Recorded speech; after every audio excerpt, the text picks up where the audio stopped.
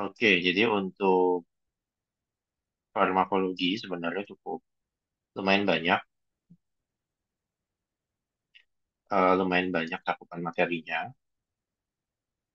Jadi sebenarnya topiknya itu kita bisa bagi jadi dua dua subtopik besar. Jadi pertama kita bahas mengenai farmakodinamiknya, terus nanti yang kedua bahas mengenai em, relasi antara konsentrasi obat dengan respon ya. Jadi grafik dari farmakodinamiknya.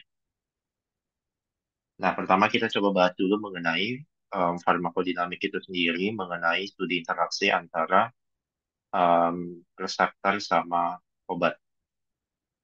Nah, sebelum ke situ, sebelum kita bahas reseptor dan hal-hal lain yang cukup kompleks, kita harus tahu dulu bahwa tingkatan kerja obat itu ada di beberapa tempat.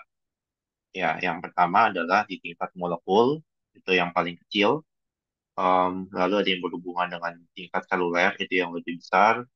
Lalu tingkat jaringan sampai ke tingkat sistem organ ya, dampak dari kerja obat. Jadi misalnya kalau di sini tingkat molekular itu berarti si obatnya itu akan berinteraksi dengan target-target yang sifatnya molekular. Contohnya seperti reseptor, kanal ion, enzim, ya itu termasuk ke dalam tingkatan kerja molekular. Jadi kita harus tahu reseptor yang terlibat apa, kanal ion yang terlibat apa, enzim-enzim yang terlibat dalam mekanisme kerja obat itu termasuk ke dalam tingkatan kerja obat molekular. Nah, berikutnya kalau tingkatan kerja sel, ya berarti kita harus tahu juga mengenai transduksi sinyalnya. Jadi setelah kita tahu target dari reseptor dan hal-hal lain yang bersifat molekular, kita harus tahu juga kaskade persinyalan yang terdampak atau kaskade sinyal yang dihambat ataupun diaktifasi oleh si obat tersebut.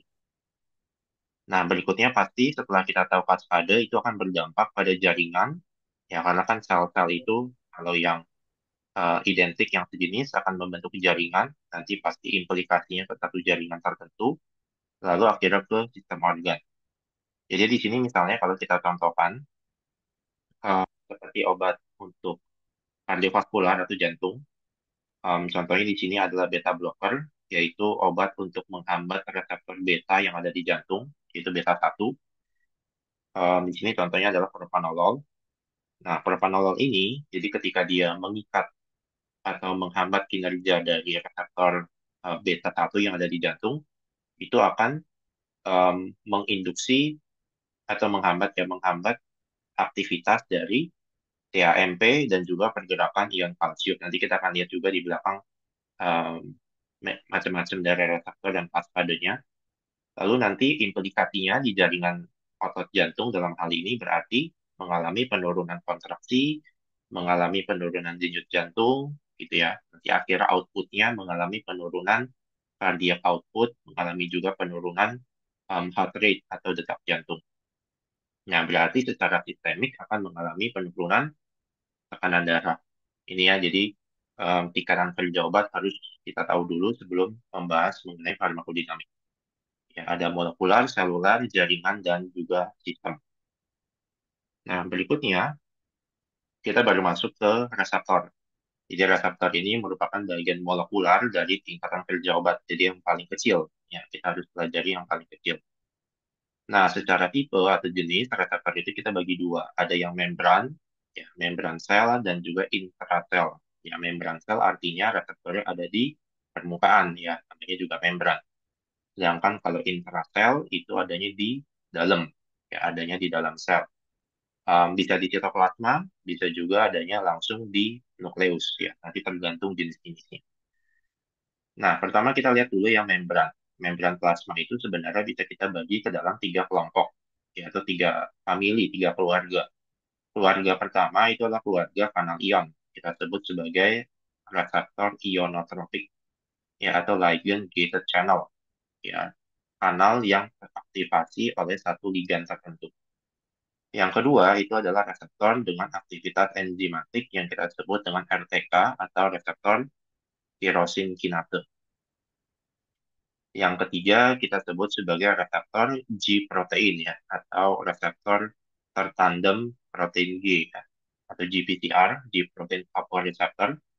atau nama lainnya adalah metabotrop. Ya, jadi itu adalah tiga famili besar yang bisa kita temukan dalam membran plasma ya, reseptor yang ada di membran plasma. Nah, untuk reseptor intrasel, sebenarnya juga ada tiga kelompok. Nanti kita akan lihat juga di belakang. Ada yang sifatnya um, steroid, ada non-steroid, sama ada orphan. Ya, steroid artinya mengikat pada substrat ataupun ligan-ligan yang sifatnya steroid. Kalau non-steroid berarti di luar itu. Kalau orphan itu artinya kita nggak tahu. Ya, ligannya itu acak, random, dan biasanya kita belum kenal sama senyawa-senyawa ligan. Oke, kita coba dulu lihat yang membran ya satu-satu. Pertama adalah ligand gated ya, atau yang tertandem sama ligan. Tadi kita sebut sebagai ionotropic. Jadi ini biasanya adalah tipe-tipe kanal atau tipe reseptor yang umumnya bisa kita temukan pada sistem syaraf. Ya, terutama adalah sistem syaraf pusat, sistem syaraf perifer juga ada, tapi biasanya sistem syaraf perifer itu tidak semua bagian, khususnya adalah bagian preganglion.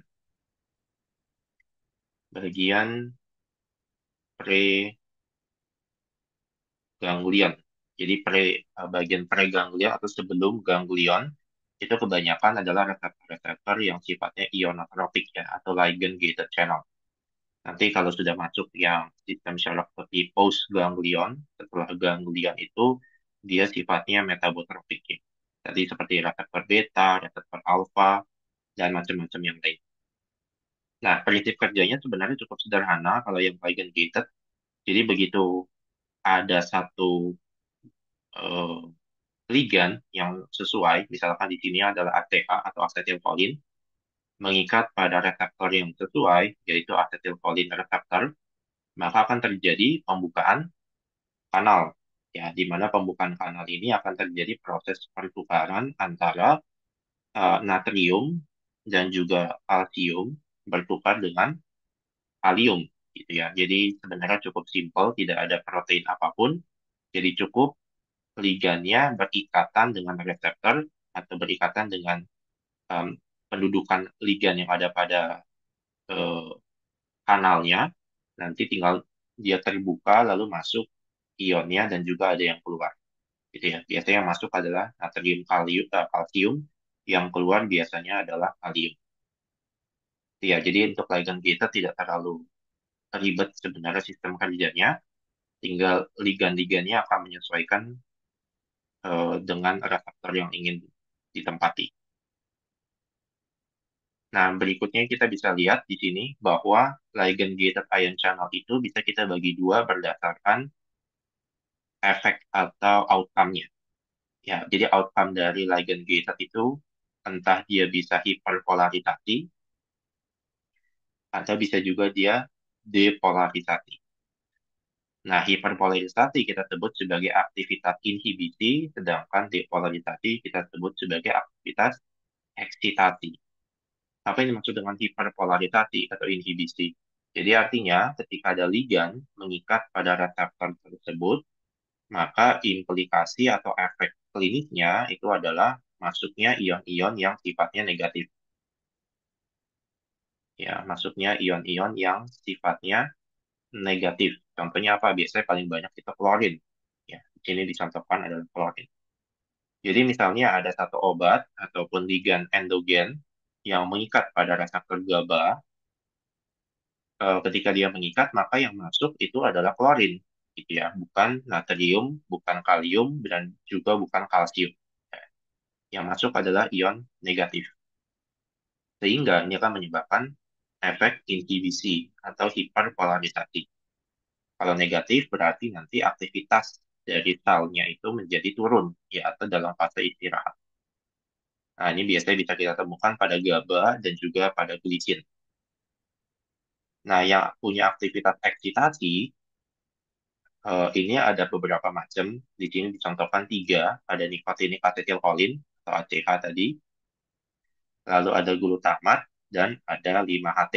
5-HT3 ini adalah serotonin ya. Serotonin. Nah, jadi ketika ligannya berikatan pada reseptor asetilkolin, glutamat, ataupun serotonin, maka yang masuk itu adalah ion-ion yang sifatnya positif. Ya, tadi seperti natrium dan kalsium, gitu ya. Yang keluar nanti adalah kalium. Nah, ini yang kita sebut tadi dengan eksitasi, di mana yang terakumulasi itu adalah ion-ion yang sifatnya positif. Gitu ya. Jadi ligand gated channel intinya punya dua efek, entah dia hiperpolarisasi atau depolarisasi, tergantung pada jenis dari reseptor yang didudukin. Ya, kalau dia GABA atau glisin hiperpolarisasi, kalau dia nikotinik, glutamat, dan serotonin, itu dia depolarisasi. Nah, berikutnya, itu tadi kita bahas mengenai ligand gated channel, hiperpolarisasi, dan depolarisasi. Berikutnya adalah G-protein alpha receptor atau GPTR. Nah, ini yang kita sebut dengan tadi adalah metabotropik ya.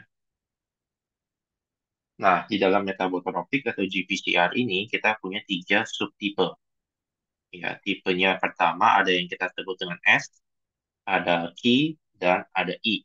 Ya, ada GS, GQ, dan GI. Bedanya apa? Bedanya adalah di fasadenya.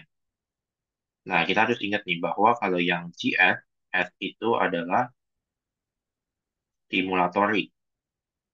Nah, artinya dia mengaktifkan enzim adenilat siklase atau kita singkat dengan enzimnya AT. Nah, adenilat siklase ini akan mengaktifkan proses pembentukan TAMP ya. TAMP itu adalah cyclic adenosine monofosfat. Jadi TAMP itu adalah molekul yang didapat dari ATP. Jadi adenilat siklase itu mengkatalis perubahan ATP menjadi TAMP. Ya, ATP menjadi TAMP itu dikatalis oleh adenyl siklase. Adenyl siklasenya diaktifkan oleh G protein yang tipenya X. Gitu.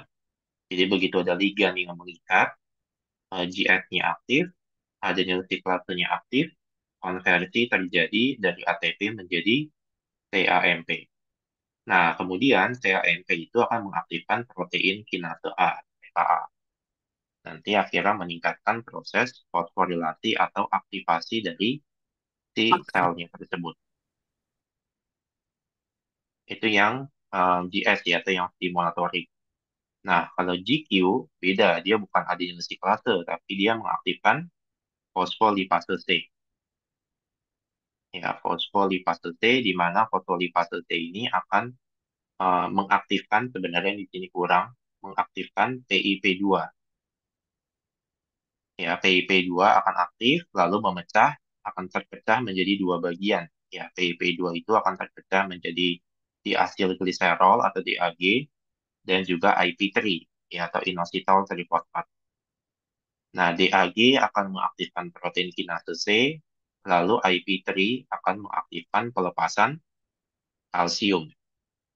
Biasanya didapat dari retikulum endoplasma. Ya, didapat dari retikulum endoplasma. Nah, efeknya apa? Efeknya adalah meningkatkan proses fosforilasi. Sama seperti GS, gitu ya. Jadi, implikasinya mirip, yaitu mengaktifkan atau meningkatkan kerja dari satu sel. Nah, berikutnya ada GI. GI itu inhibitor namanya. Namanya inhibitor berarti dia menghambat. Nah, apa yang dihambat? Yang dihambat adalah si adenyl siklase. Jadi tadi kan adenyl siklase itu berfungsi apa? Untuk mengkonversi ATP menjadi TAMP. Nah, begitu dihambat, di cancel sama GI, maka AT-nya tidak aktif, konversi ATP menjadi TAMP tidak terjadi, akhirnya protein kinasenya menjadi tidak aktif atau turun konsentrasinya. Gitu. Sehingga apa? Yang harusnya tahu, bukan increase. Harusnya decrease, menurunkan fosforilasi dari protein. Jadi aktivitas selnya malah menjadi menurun gitu. Ya, jadi GS, diingat aja kata kuncinya kalau GS itu adenyl siklase, GQ itu fosfolipase C, GI itu menginhibisi adenyl siklase juga. Ya, masing-masing punya markernya, satu protein kinase A untuk yang adenyl siklase, kalau fosfolipase C pakai protein kinase C atau PKC. Ya, itu untuk em, GPCR. Jadi kadenya seperti itu, mau reseptornya apapun, kalau dia GPCR maka udah pakem. Ya, tinggal lihat dia itu GQ, GS, atau GI. Nah, ini kita bisa kaitkan dengan sistem syaraf. Jadi sebenarnya GPCR itu, tadi kan kita udah singgung bahwa metabotropik itu bisa kita temukan pada sistem syaraf tepi, terutama pada area post ganglion ya. Setelah ganglion bisa kita temukan beberapa reseptor itu ada tipenya GPCR. Nah, contohnya di sini, nah kita lihat nih asetilkolin. Tadi di awal kita lihat ada nikotinik asetilkolin. Ya, kalau kita oh, mundur sedikit. Nah, ini adalah nikotinik asetilkolin. Sama-sama asetilkolin, tapi dia bentuknya ligand gated. Ya. Sedangkan yang ini bentuknya adalah G-protein. Nah, kenapa bisa beda? Karena beda di posisi. Kalau yang nikotinik itu posisinya di sistem syaraf pusat dan juga sistem syaraf tepi yang pada area preganglion atau sebelum ganglion. Sedangkan kalau dia setelah ganglion, post ganglion, asetilkolinnya bukan berikatan sama nikotinik asetilkolin tadi, tapi ikatannya sama namanya muskarinik. Nah, muskarinik itu ligannya sama, sama-sama asetilkolin, tapi bentuk reseptornya beda. Ya, bentuk reseptornya sudah G-protein, bukan lagi ligand gate, gitu ya. Jadi, satu ligan atau satu neurotransmitter, kalau kita ngomongin syaraf, itu bisa punya dua bentuk reseptor yang berbeda. Satu bisa nikotinik, satu bisa metabotropik, tergantung posisi. Nah, begitupun dengan glutamat. Tadi kita lihat AMPA dan NMDA itu letaknya di otak, di sistem syaraf pusat. Posisinya atau bentuknya nikotinik atau tadi ligand gated. Sedangkan untuk tipe R1 sampai R8 itu tipenya adalah metabotropik. Ya, begitupun dengan GABA, serotonin, tadi kita lihat itu adalah nikotinik, tapi tadinya adalah ligand gated, tapi sekarang kita lihat adalah metabotropik. Itu ya, karena perbedaan posisi. Satu di sistem syaraf pusat, satu di sistem syaraf tepi yang area postganglion. Nah, prinsip kerjanya sama. Pada sistem syaraf, kalau kita sudah menyangkut metabotropik, maka tinggal kita lihat nanti. Nanti M1, misalkan kalau kita ambil contoh muskarinik, M1, M2, M3, M4, dan M5 ini beda-beda. Ada yang GQ, ada yang GS, sama ada yang GI. Gitu ya, kita mungkin nggak sampai ke situ lah, karena ribet ngapalinnya juga. Tapi intinya kita tahu aja bahwa setiap tipe dari muskarinik, M1 sampai M5, itu kombinasinya bisa GQ, GS, dan GI. Begitupun glutamat, ya. R1 sampai R8 pun juga sama. Ada berbagai macam kombinasi dari tipe GPCR-nya. Serotonin pun juga demikian. Antara 1A, 1B, 1D, 1E, dan macam-macam yang lain. Tipe GPCR-nya pun juga berbeda-beda. Ada yang GS, GQ, dan GI. Nah, berikutnya kita pindah ke tirosin kinase ya. Jadi kita udah lihat di PCR seperti apa, kaskadenya, jenis-jenisnya, posisi-posisinya. Sekarang kita lihat ke tirosin kinase atau yang teraktivasi oleh enzim. Nah, untuk tirosin kinase, kita harus tahu dulu bagiannya. Jadi kalau tirosin kinase itu dibagi ke dalam tiga kompartemen. Pertama adalah kompartemen kita sebut dengan ektodomain. Yang kedua adalah transmembran domain. Dan yang ketiga adalah cytoplasmic domain. Jadi ada domain yang adanya di luar sel, ada yang di membran, dan ada yang di dalam sel itu sendiri. Gitu ya. Kalau ekto ini di luar, transmembran di area plasma membrannya, kalau cytoplasmic domain di dalam sitoplasma.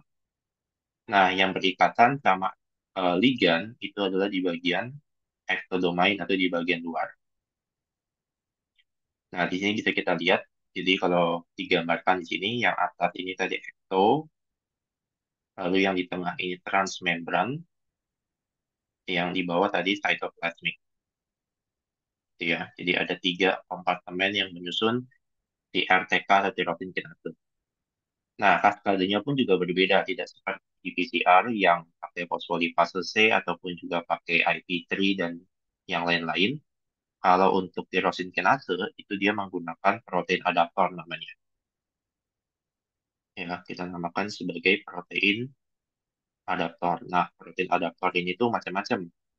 Tapi kita ambil yang paling umum aja. Yang paling umum itu adalah GRB2 dan SOS. Ya, ini adalah dua macam eh, protein adaptor yang sering ter apa ya sering muncul di kaskade tirosin kinase. Nah, GRB2 dan SOS ini nanti akan mengaktifkan yang kita sebut dengan protein RAS ya. Jadi dari GRB2, SOS dan terakhir itu di RAS. Nah, RAS sendiri itu kalau dia sudah teraktivasi, dia punya tiga pilihan, ya tiga option untuk menjalankan kaskadenya. Kaskade pertama kita sebut sebagai PI3K-AKT,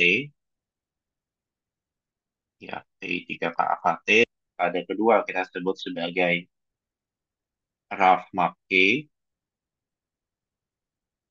dan kaskade ketiga kita sebut sebagai RAL-GEF.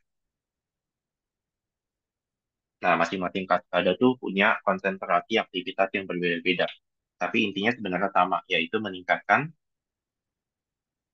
proliferasi, meningkatkan migrasi sel, meningkatkan lagi diferensiasi, dan menghambat apoptosis. Tentu dengan mekanismenya macam-macam ya. Di sini ada yang remodeling kromatin, ada yang meningkatkan transkripsi, macam-macam. Tapi intinya dia itu meningkatkan proliferasi, migrasi, diferensiasi, serta menurunkan apoptosis. Jadi biasanya reseptor tirosin kinase itu banyak berhubungan dengan faktor-faktor pertumbuhan ya, growth factor kayak endothelial growth factor, vascular growth factor, platelet derived growth factor dan growth factor yang lain. Jadi dia berhubungan banget sama hormon-hormon pertumbuhan. Nah, berikutnya adalah nuklear. Reseptor nuklear tadi kita udah singgung, ada tiga macam, ada tipe steroid, tipe non-steroid, sama nanti di belakang ada tipe orphan. Nah, kalau tipe steroid, otomatis liganya itu adalah harus yang sifatnya steroid. Ya, steroid itu ada yang kita sebut dengan glukokortikoid,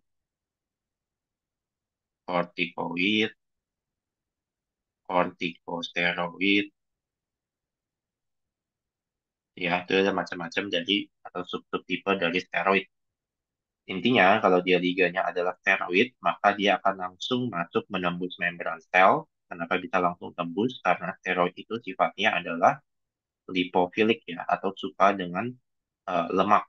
Jadi karena membran sel kita adalah lipid bilayer, maka dia langsung menembus membran sel berikatan dengan em, kita bukan dengan protein adaptor ya, kita bilangnya protein antara lah. Nah, protein antara ini biasanya diwakilkan oleh HSP. Nah, kebetulan di sini tipenya adalah HSP 90. Sebenarnya bisa banyak macam. Ada HSP 65, HSP 50, dan seterusnya. HSP itu adalah heat shock protein. Ya, jadi bisa kita bilang dia itu transisi. Begitu em, steroidnya masuk ke dalam, berikatan dengan si HSP-nya itu, beserta juga dengan reseptornya, nanti dia akan tertranslokasi masuk ke dalam nukleus. Langsung menduduki HRE. HRE itu adalah hormon response element. Nah, begitu dia duduk di HRP, di HRE ini, maka HSP-nya keluar, dia akan kembali ke atas, nanti menunggu si steroid berikutnya untuk menduduki. Nah, begitu hormon respon elemennya kedudukan sama si steroid, maka dia langsung mengaktifkan transkripsi. Nah, kalau kita bisa lihat di sini ada RNA polimerase, ada transcription factor 2B, ada SRT. Ini kan semua adalah bagian dari transkripsi DNA kan. Jadi glukokortikoid itu atau steroid langsung bisa mengaktifasi transkripsi pada DNA. Nah, begitupun yang non-steroid.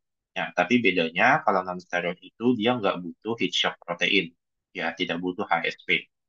Jadi ligannya yang juga sifatnya sama, lipofilik, dia akan langsung masuk ke dalam dan menduduki HRE atau hormone response element dan juga tandem biasa sama RXR. RXR itu adalah retinoid X receptor. Nah, begitu dia duduk di RXR dan juga di hormone response element langsung bisa mengaktifkan transkripsi. Ya, bedanya dia cuma tidak butuh HSP di sini, tidak butuh heat shock protein. Nah, satu lagi orphan receptor ini ligannya kita nggak tahu, makanya nggak ada nih. Tidak ada panah ke bawah ligannya karena random dan juga jenisnya biasanya kita nggak tahu. Jadi, tapi intinya dia punya sifat yang sama, yaitu sifatnya pasti lipofilik gitu. Prosesnya pun mirip, jadi dia masuk ke dalam nukleus langsung dari membran sel, berikatan di HRE atau hormone response element, dan mengaktifkan um, transkripsi secara langsung. Ya, aktifkan RNA polimerase, transcription factor, dan lain-lain. Jadi intinya untuk yang nuklear kita bagi tiga, ada yang steroid, non-steroid, dan orphan receptor. Nah, berikutnya kita masuk ke contoh, karena mungkin soalnya juga berkaitan dengan contoh-contoh obat, jadi di sini langsung pengaplikasiannya. Jadi kalau untuk ionotropik yang tadi kita bahas mengenai ligand-gated ion channel, salah satu obat yang cukup populer itu adalah terkait dengan obat anti epilepsi eh, atau kita sebut sebagai kejang ya, kejang dan epilepsi. Nah, epilepsi itu kan terjadi karena eh, disregulasi dari neurotransmitter. Ya, disregulasi neurotransmitter antara glutamat dengan GABA. Nah, tadi kita udah tahu bahwa glutamat punya sifat apa? Depolarisasi atau eksitasi, sedangkan GABA itu sifatnya adalah hiperpolarisasi atau inhibisi. Nah, dalam kasus epilepsi itu nggak stabil, glutamatnya terlalu banyak, sedangkan GABA-nya terlalu sedikit. Akibatnya apa? Akibatnya terjadi kontraksi otot, ya kontraksi otot yang tidak wajar, akhirnya orang kejang, gitu. Secara kasar seperti itu. Nah, berarti pengobatan yang kita lakukan itu adalah untuk meningkatkan konsentrasi GABA. Ya, GABA-nya kita mau balikin, kita mau menaikkan konsentrasi GABA. Selain itu, bisa juga kita kasih obat untuk menurunkan konsentrasi glutamat. Ya, jadi tujuan terapinya adalah menurunkan glutamat dan meningkatkan GABA. Nah, kalau kita lihat di sini, banyak sekali obat-obatan anti-epilepsi, baik yang bekerja pada GABA maupun juga yang bekerja pada glutamat. Tapi satu prinsip yang bisa kita lihat bahwa dia bekerja pada kanal-kanal yang sifatnya adalah ligand gated. Ya, untuk glutamat kita bisa lihat ada NMDA dan AMPA. Tadi kita baru lihat itu ada di ligand gated ion channel. GABA reseptor pun juga bagian dari ligand gated. Ya, jadi prinsipnya obat-obatan ini akan menempel pada reseptor yang sesuai lalu nanti akan terbuka kanalnya, dan ion-ionnya akan masuk, gitu ya. Kalau untuk GABA berarti nanti ion klorin yang akan masuk. Kalau untuk glutamat kita pakainya antagonis, berarti menghambat supaya si kanalnya itu tidak terbuka, ya, sehingga tidak terjadi pertukaran antara natrium dan kaliumnya. Ya, ini nama-nama obatnya yang familiar aja, misalkan seperti benzodiazepin itu bekerja pada GABA, yang bekerja pada glutamat, mungkin yang paling paling terkenal asam valproat, yaitu paling sering dipakai untuk epilepsi yang bekerja pada glutamat. Valproat pun juga bisa dipakai untuk dia bisa bekerja secara parsial untuk si GABA, tapi lebih banyak untuk glutamat. Yang nama-nama umum aja, mungkin nggak perlu semuanya karena ya pusing juga. Ya, jadi di sini GABA reseptor, NMDA, dan AMPA itu termasuk ke dalam kelompok ionotropik gitu ya. Jadi dia bekerja pada ligand gated ion channel. Obatnya nempel, ionnya masuk atau ionnya keluar. Nah, untuk metabotropik di sini um, gue mengambil sebenarnya banyak ya, karena metabotropik itu hampir ditemukan di seluruh tubuh kita.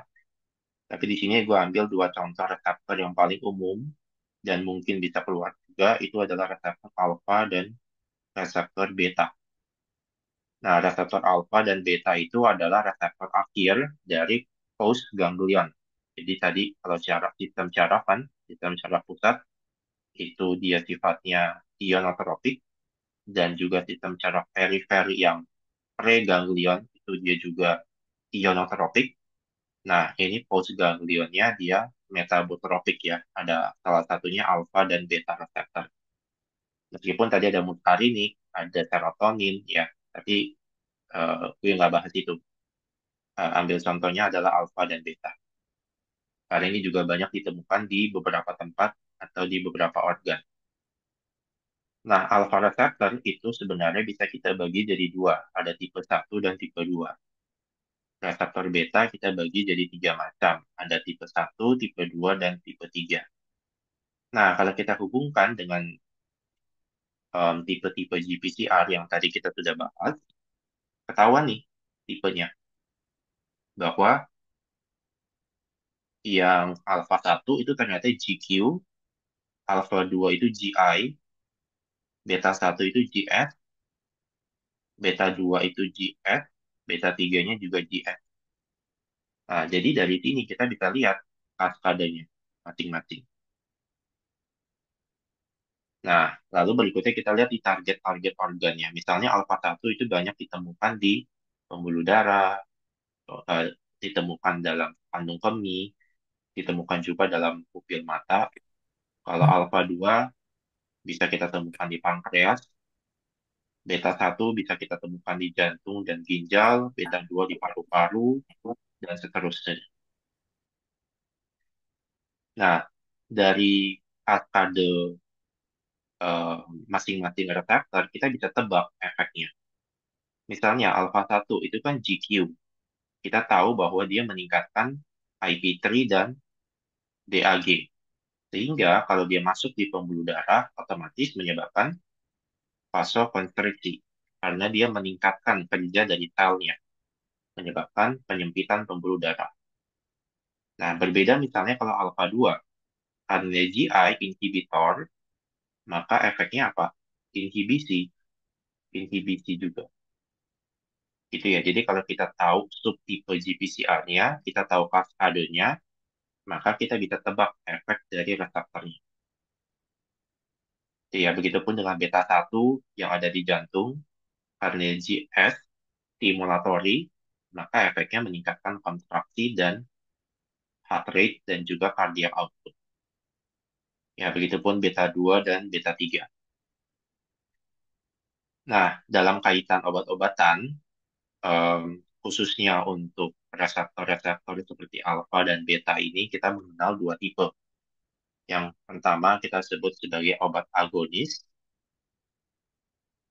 dan yang kedua kita sebut sebagai obat antagonis.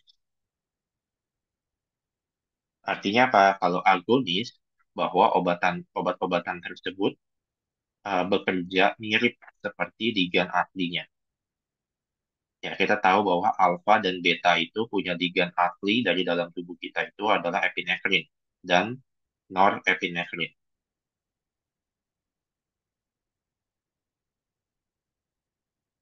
Ya, ini adalah ligand aslinya dari tubuh kita. Sehingga obat-obatan yang sifatnya agonis itu kerjanya meniru, meniru semirip mungkin seperti ligand yang terdapat dalam tubuh kita. Meskipun tiruannya nggak bisa 100% sama, tapi setidaknya mendekati.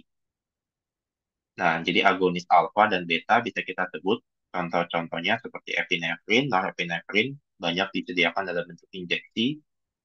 Lalu ada yang lain seperti isoproterenol, ada dopamin, doxilamin, itu juga analog mirip seperti epinefrin dan norepinefrin. Ya, dia akan bekerja pada reseptor alfa dan beta sebagai agonis. Artinya, efek yang dihasilkan akan sangat mirip seperti efek ligand endogen atau ligand asli. Nah, sebaliknya, obat-obatan yang bekerja berlawanan dengan efek yang ditimbulkan oleh ligand native atau ligand endogen, kita sebut sebagai obat antagonis. Ya, antagonis itu artinya berlawanan kan seperti kayak peran drama atau peran film kan antagonis berarti berlawanan. Nah, kerjanya ini berarti dia berlawanan dengan ligand endogen. Nah, untuk antagonis alfa, ini sebenarnya gue nggak bahas semua ya, karena kalau kita ngomongin obat-obatan tuh banyak banget. Jadi ini yang umum-umum aja. Kalau antagonis alfa, yang paling umum itu antagonis alfa satu. Ini biasanya kita bisa hafal akhirannya itu osin. Contohnya seperti prazosin, tamsulosin, terazosin. Ini biasanya dipakai untuk orang-orang yang menderita BPH. Ya, BPH itu prostat ya, benign prostate hyperplasia atau um, hiperplasia prostat jinak. Nah, ini obat-obatan yang umum digunakan untuk BPH. Nah, dia kerjanya di mana? Di alfa satu dengan cara menghambat reseptornya. Supaya apa? Diblokade. Diblokade sehingga yang tadinya harusnya relaksasi, yang tadinya harusnya kontraksi menjadi relaksasi. Itu jadi dibalik efeknya. Begitupun antagonis beta. Biasanya kita pakai akhiran lol, seperti propanolol, timolol, sotalol, bisoprolol, arvedilol, nadolol, dan lolol yang lain, itu kerjanya menghambat reseptor beta, terutama beta satu ya. Di sini beta satu dan beta 2. Nah, jadi kita bisa lihat kalau kita kasih propanolol, maka yang tadinya harusnya kontraktilitas jantung yang meningkat, akhirnya dihambat, inhibitor, karena tadi sifatnya adalah antagonis. Itu ya, jadi konsep agonis itu adalah obat yang bekerja mirip seperti ligand endogen atau ligand asli, sedangkan kalau antagonis itu berlawanan atau menurunkan kerja dari reseptor. Itu ya, itu contoh dari agonis dan antagonis. Nah, berikutnya kita masuk ke contoh obat reseptor tirosin kinase. Nah, kebanyakan obat-obatan pada kelompok ini dipakai untuk penyakit kanker. Ya, kebanyakan adalah penyakit kanker. Meskipun penyakit lain ada, contohnya seperti insulin yang dipakai untuk diabetes mellitus, itu juga termasuk kelompok RTK atau tirosin kinase. Tapi jarang untuk penyakit yang non-kanker itu tidak banyak. Nah, di sini gue kasih contoh adalah obat kanker mame atau kanker payudara untuk yang tipe HER2 positif, yaitu trastuzumab. Trastuzumab ini bekerja pada reseptor HER2, HER2. Di mana HER2 ini kalau kita ngomongin mengenai tipe, tipe reseptornya adalah RTK. Dari mana kita tahu di RTK? Kita bisa lihat bentukannya. Ada dimer dan dimer, ya kayak batang dua biji. Nanti dia akan berdimerisasi atau nempel satu sama lain ketika teraktivasi. Ciri yang kedua kita bisa lihat juga dari kaskadenya nih. Ada PI3K, ada mTOR, ada R1, MAX1, RAF, ya ini adalah MAPK, ada JNK juga. Nah, ini adalah bagian dari eh, reseptor tirosin kinase. Yang ketiga, kita bisa lihat juga dari aktivitasnya. Sintesis protein, metabolisme, sel survival, meningkatkan proliferasi, dan juga diferensiasi sel. Itu adalah ciri-ciri tadi yang kita sudah bahas mengenai reseptor tirosin kinase. Nah, yang kedua itu adalah bevacizumab. Ya, bevacizumab ini kita sebut sebagai trastuzumab tadi kan HER2 positif inhibitor ya, kita bilangnya. Kalau yang bevacizumab kita sebut ke dalam kelompok VEGF inhibitor atau vascular endothelial growth factor inhibitor. Nah, ini biasanya bisa kita berikan pada kasus-kasus seperti kanker ovarium ataupun kanker-kanker lain yang dikira membutuhkan bevacizumab biasanya bisa dikasih. Nah, kita bisa lihat bahwa kaskadenya sama. Ada P3K, ada AKT, ada mTOR, ada RAF, MEK, RK, mirip sekali dengan HER2. Nah, ini berarti kita bisa bilang juga bahwa dia kelompok RTK. Ya, tapi bedanya kalau HER2 itu lebih ke perkembangan sel-sel kanker payudaranya. Kalau si bevacizumab ini dia lebih ke menghambat angiogenesis atau pertumbuhan vaskular baru. Itu tapi komponen kaskade sinyalnya itu sama, mengaktifkan RAS, mengaktifkan P3KAKT, mTOR, dan MAPK. Lalu berikutnya adalah untuk obat yang bekerja pada reseptor nuklear. Paling gampang adalah kita contohkan ya glukokortikoid. Contohnya apa? Contohnya dexamethasone. Contoh lain prednisolon, declomethason. Itu adalah obat-obat steroid. Sehingga eh, bisa dijadikan contoh untuk yang reseptor nuklear. Nah, cara kerjanya, ya karena dia glukokortikoid atau steroid langsung masuk tembus membran sel, berikatan pada reseptor glukokortikoid reseptor yang tertandem pada HSP90. Tadi kita udah lihat ya, ada heat shock protein. Nah, aktivasinya itu bisa ada dua hal. Bisa bisa mengarah kepada signaling yang kita sebut non-genomic dan juga genomic signaling. Artinya bahwa glukokortikoid itu bisa bekerja pada daerah nukleus, bisa juga bekerja pada daerah sitoplasma. Nah, kalau dia bekerja pada daerah nukleus, dia itu akan mengaktifkan beberapa faktor transkripsi untuk gen-gen tertentu. Contohnya itu adalah seperti NF-kappa B ataupun juga protein-protein yang sifatnya adalah anti-inflamasi. Ya, makanya kenapa glukokortikoid itu bisa dipakai sebagai antiinflamasi gitu ya, karena dia bekerja untuk mensintesis atau menginisiasi sintesis dari protein-protein yang sifatnya sebagai antiinflamasi. Salah satunya adalah NF-kappa B. Itu yang genomic signaling. Nah, kalau non-genomic, dia itu menghambat jalur COX. Ya, bisa menghambat jalur COX.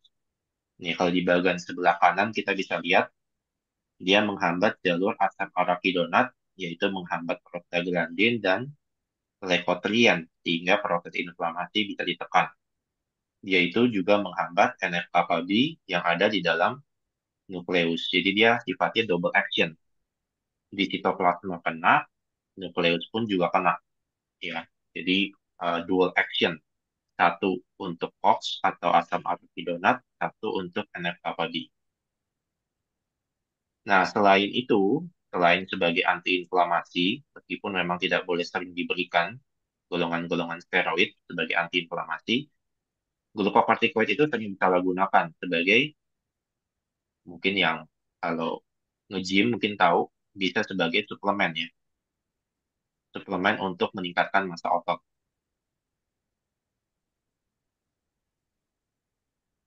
Nah, teorinya kenapa? Kenapa dia bisa meningkatkan massa otot? Balik lagi, karena dia bisa bekerja pada daerah nukleus. Nah, dia bisa mengaktifkan beberapa faktor-faktor transkripsi lain yang kerjanya itu mengekspresikan atau meningkatkan proliferasi dari sel-sel otot, ya terutama adalah otot-otot urik gitu. Jadi makanya glukokortikoid bisa juga dipakai, ya bisa kita bilang bisa gunakan sebagai suplemen untuk meningkatkan massa otot gitu ya. Jadi em, itu untuk yang nuklear reseptor salah satunya. Nah, yang kedua yang kita sering lihat juga itu yang umum itu terkait dengan tamoxifen ya, atau kita sebut ke dalam golongannya adalah selective estrogen receptor modulator atau SERM. Nah, ini dipakai untuk kanker payudara yang tipenya adalah estrogen dan progesteron positif. Kalau tadi trastuzumab dipakai untuk yang tipenya HER2 positif. Nah, tamoxifen sama kerjanya seperti glukokortikoid, yaitu dia sifatnya adalah nuklear reseptor. Jadi tamoxifen ini akan bekerja berkompetisi dengan estrogen sebagai ligan endogennya untuk memperebutkan di estrogen reseptor. Kalau dia berhasil menduduki, maka akan mengcancel proses proliferasi sel. Sehingga apa? Sehingga perkembangan sel kankernya bisa kita hambat. Gitu. Jadi kalau HER2 tadi untuk tipe yang berbeda trastuzumab, kalau yang estrogen progesteron positif kita pakainya tamoxifen. Ya kerjanya beda, yang satu RTK, yang satu di sini di reseptor nuklear.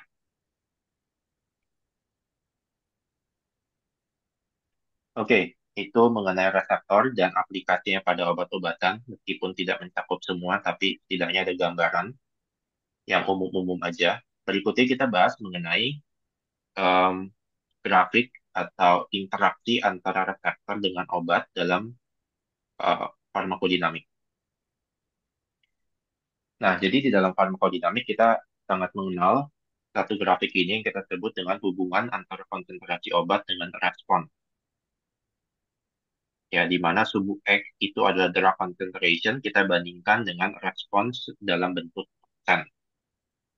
Nah, di mana dari grafik yang kita sebut sebagai grafik semi-log, itu kita bisa mendapatkan satu rumus, yaitu menghitung nilai E atau efikasi, di mana efikasi ini bisa kita dapat dari hasil Emax atau efikasi maksimum kita kali dosis dibagi dengan effective concentration pada 50% ditambah dengan konsentrasi dari obatnya.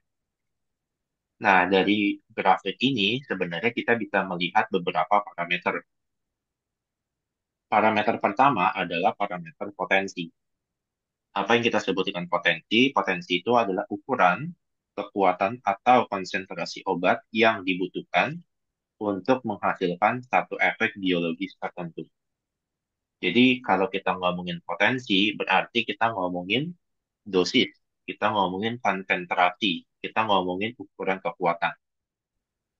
Gampangnya begini, kalau kita minum obat, misalkan minum obat paracetamol untuk menurun demam, biasanya kita minum 500 mili. Itu kalau sekali makan. Nah, akan berbeda kalau kita dua kali makan berarti 1000 mili. Tiga kali makan berarti 1500 mili. Empat kali makan berarti 2000 mili. Nah, itu yang kita sebut sebagai konsentrasi atau dosis obatnya. Nah, ini akan berkaitan dengan parameter yang kita sebut dengan potensi. Nah, potensi, gimana kita tahu bahwa satu obat itu punya potensi yang bagus atau satu obat itu punya potensi yang jelek? Parameternya apa? Parameternya itu adalah effective concentration 50% atau kita sebut sebagai ST50. Jadi ST50 ini menghitung atau menilai pada konsentrasi berapa sih si obat ini punya respon 50% di dalam tubuh. Ya, jadi pada konsentrasi berapa si obat ini punya efek 50% di dalam tubuh pasiennya. Nah, sehingga kita bisa lihat di sini, semakin ke kanan, ini kan dosis ya, yang di atas respon tubuh Y, logikanya semakin ke kanan, otomatis apa? Dosisnya akan semakin besar. Ini kan 1, 2, 3, 4, dan seterusnya. Akan semakin besar angkanya. Artinya, kalau semakin ke kanan, otomatis AT50-nya akan semakin besar. Artinya apa? Potensinya akan semakin kecil.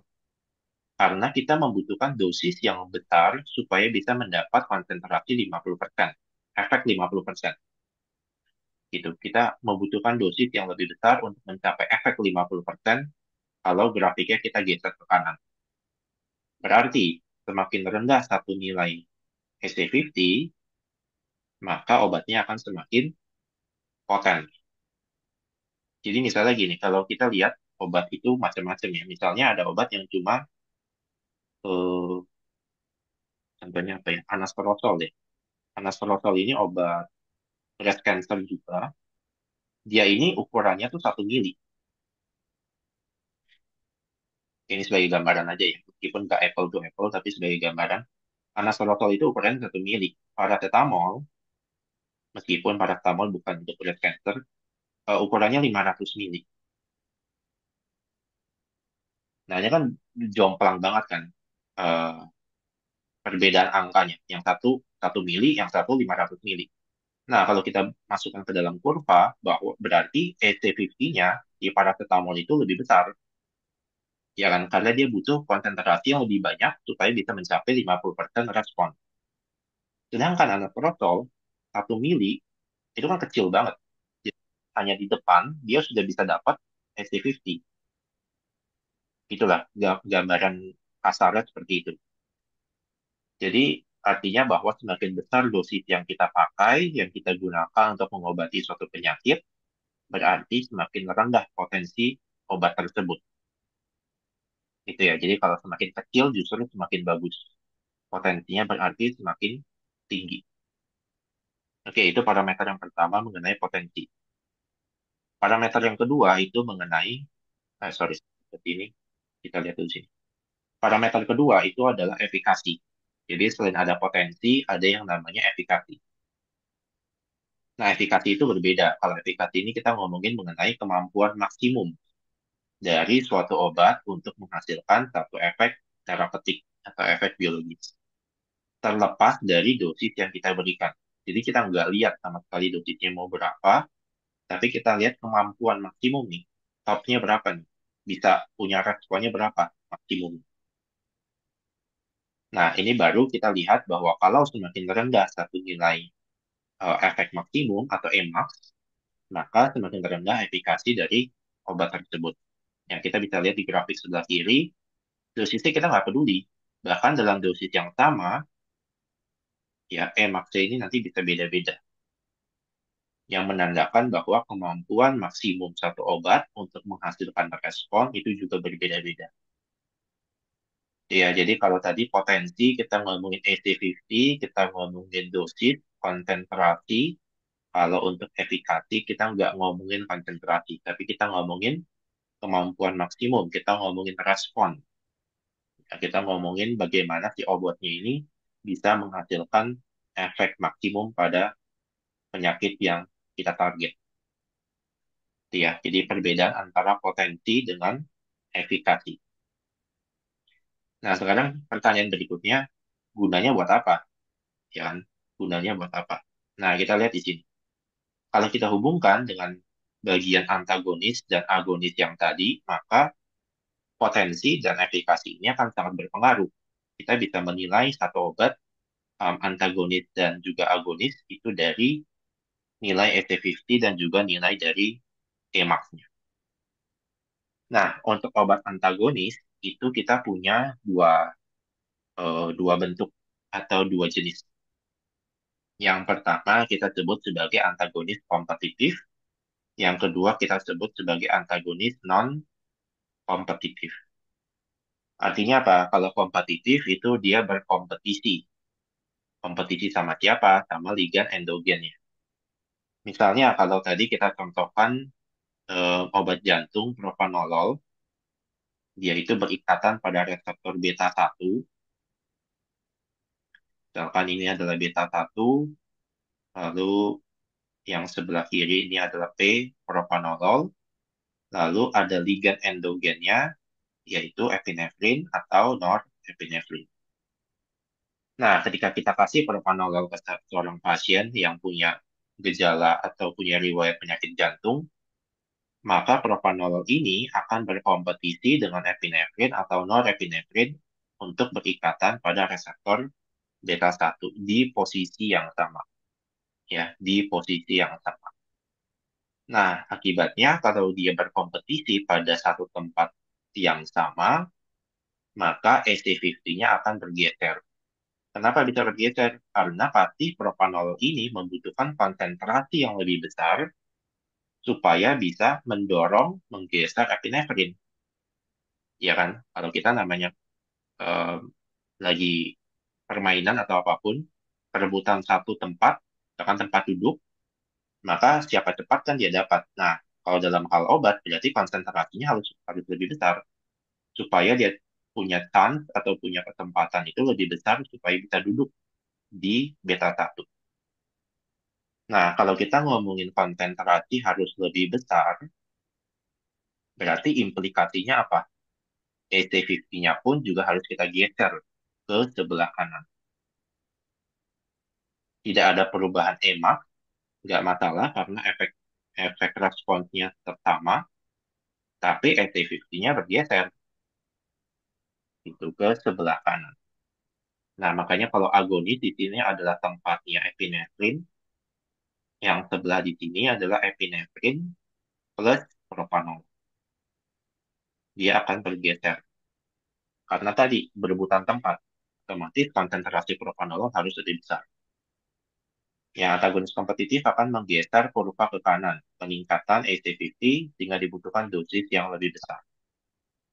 Itu, yaitu korelasinya dengan si antagonis kompetitif.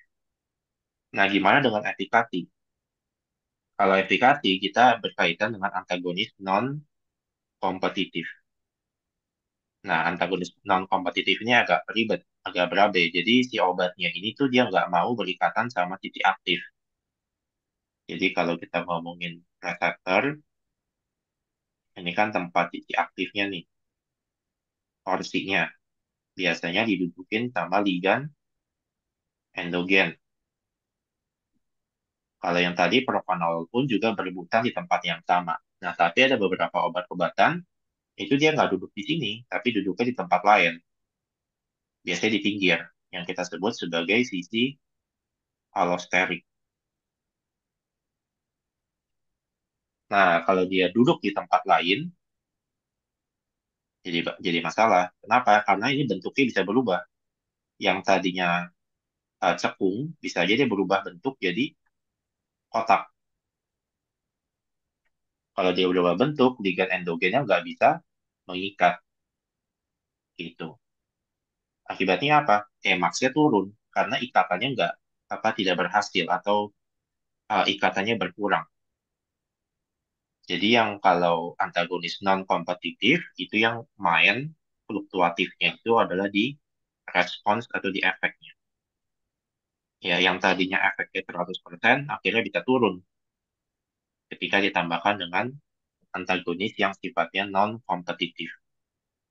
Tapi SC50-nya sama, ya, same uh, effective concentration di 50%. Tidak ada perbedaan. Nah, ini makanya antagonis non-kompetitif itu jarang dipakai.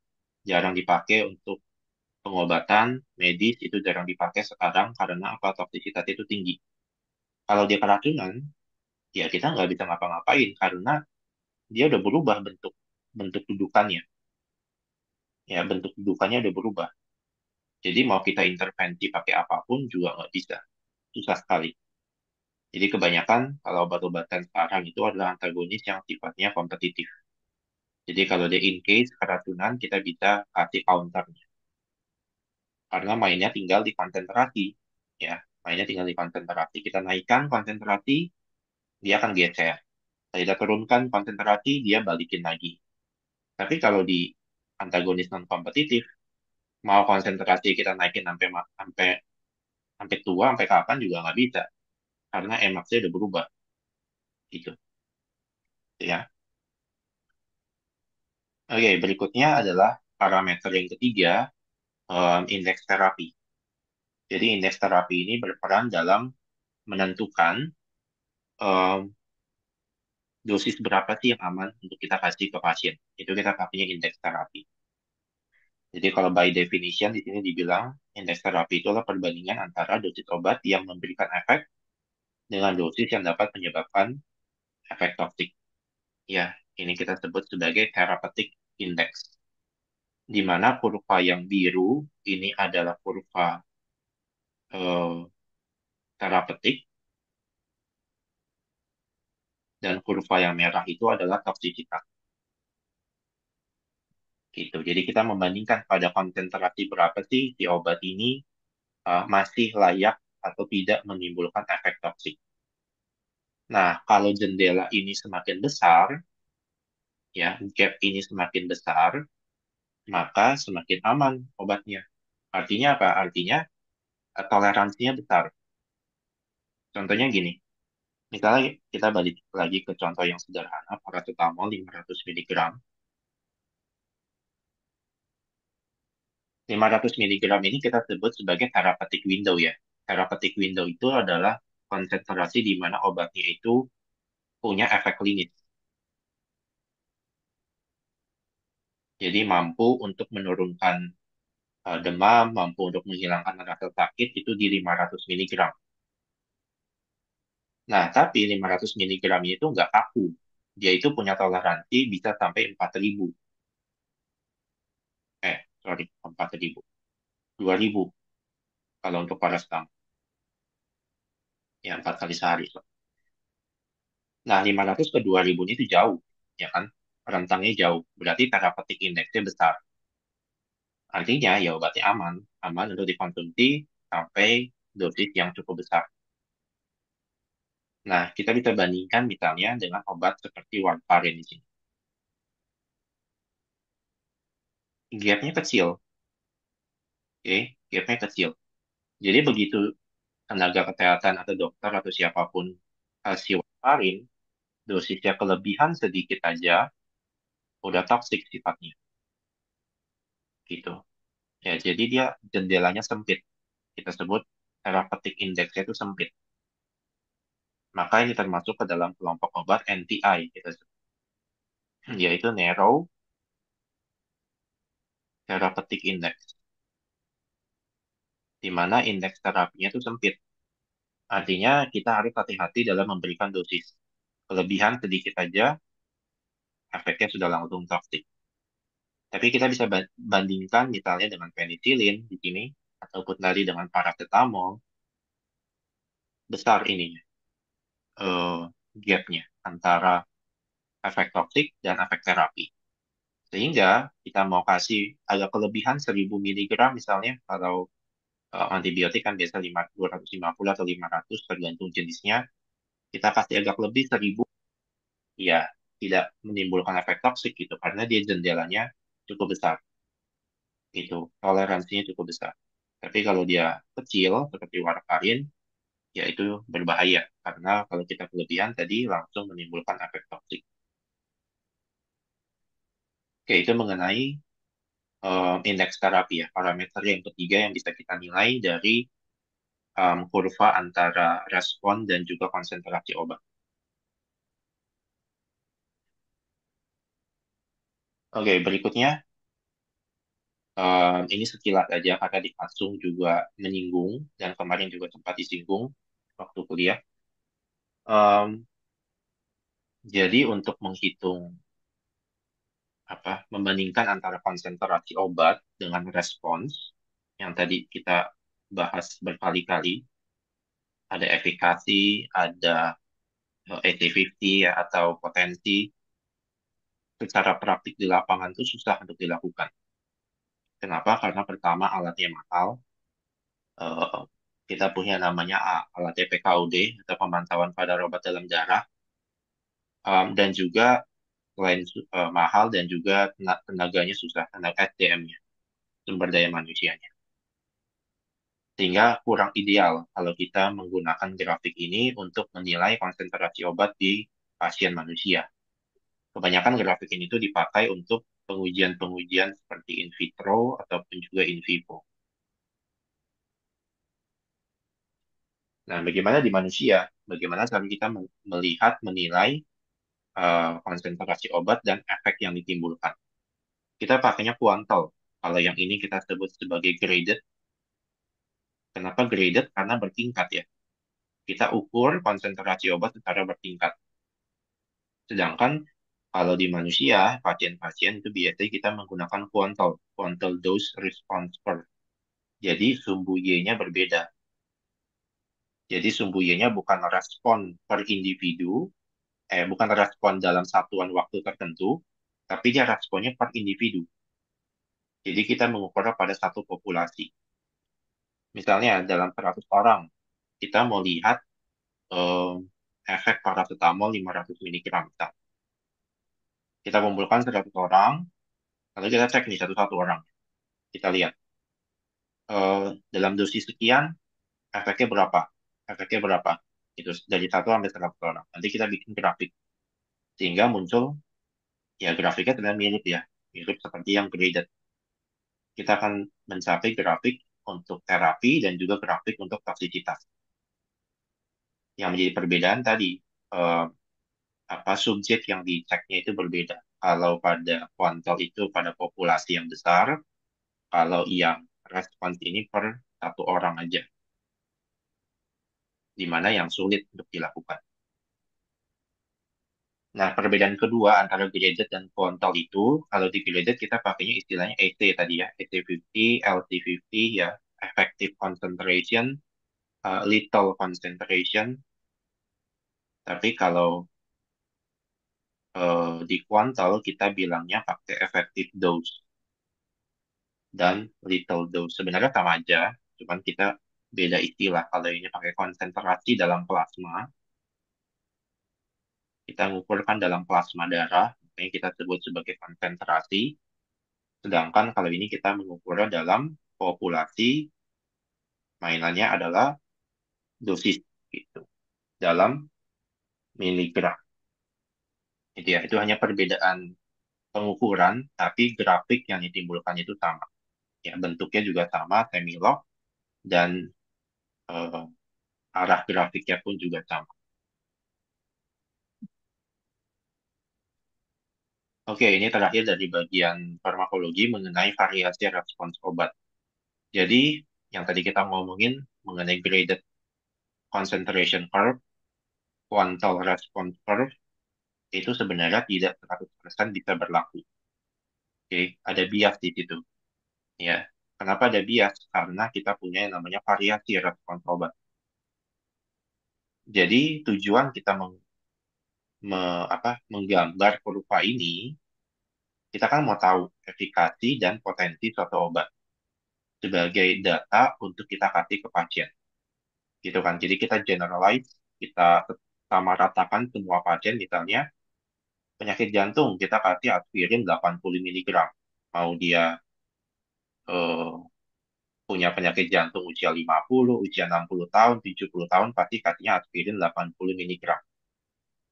Itu didasarkan apa? Didasarkan karena ada kurva ini, graded ataupun juga pakai kurva kuantal. Kita mau menyamaratakan semua pasien pasti mendapatkan dosis obat yang sama untuk penyakit yang sama. Nah, sedangkan ternyata nggak bisa begitu. Ternyata respons obat di setiap orang tuh beda-beda. Jadi 80 miligram aspirin yang kita kasih untuk individu satu yang punya penyakit jantung akan berbeda responsnya dengan individu kedua yang juga punya penyakit yang sama. Ya, jadi same prognosis and same treatment dari satu group of patients itu punya efek setidaknya 4 macam. Bisa tidak efektif dan tidak berbahaya, bisa efektif dan tidak berbahaya, ini paling bagus, tapi bisa juga tidak efektif, tapi berbahaya. atau bisa juga efektif dan juga berbahaya.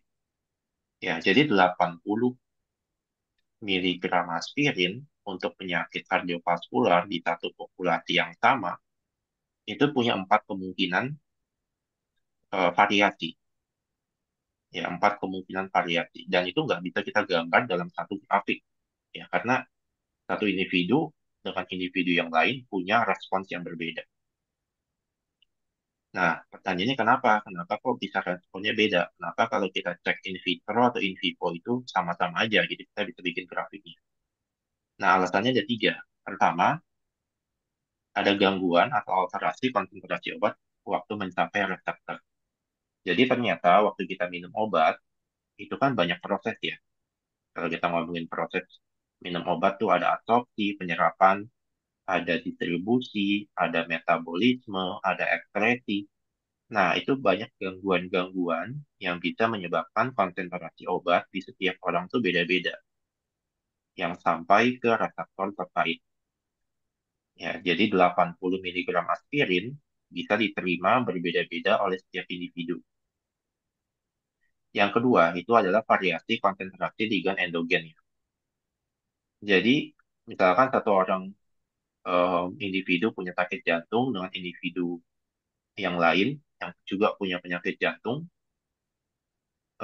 jumlah ligan endogen atau jumlah ligan epinefrin dalam hal ini misalnya, atau norepinefrinnya itu beda-beda. Yang satu mungkin bisa lebih banyak, yang satu lebih sedikit.